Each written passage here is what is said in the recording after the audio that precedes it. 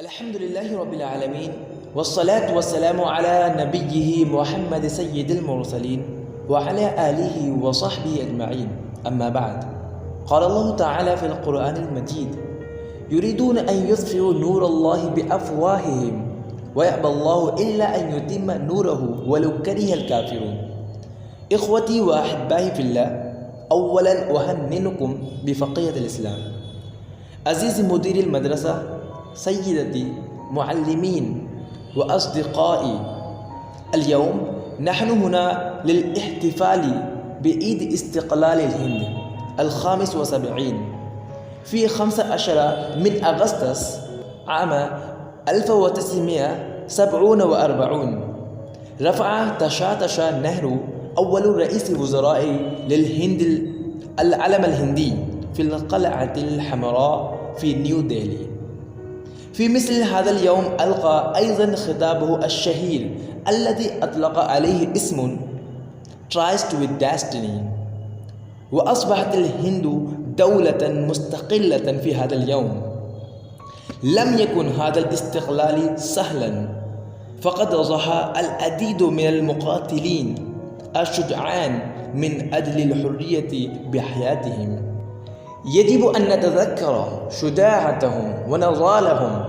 ارفعوا العلم عاليا وغنوا الأغنية الوطنية. لا تترك العلم منخفضا ولا تمزق العلم أبدا. الحرية مهمة جدا، لذا أحميها. بذلك أختتم كلامي. شكرا لجميع، وعيد استقلال سعيد. الحمد لله رب العالمين، والصلاة والسلام على سيد المرسلين وعلى آله وأصحابه أجمعين. أما بعد، قال الله تعالى في القرآن الكريم: يريدون أن يطفئوا نور الله بأفواههم ويأبى الله إلا أن يتم نوره ولو كره الكافرون. إخوتي وأحبائي في الله، أولا أهنئكم بفقية الإسلام. السلام عليكم. صباح الخير جميعا. اليوم أقف أمامكم لأقول بعض الكلمات عن يوم الاستقلال.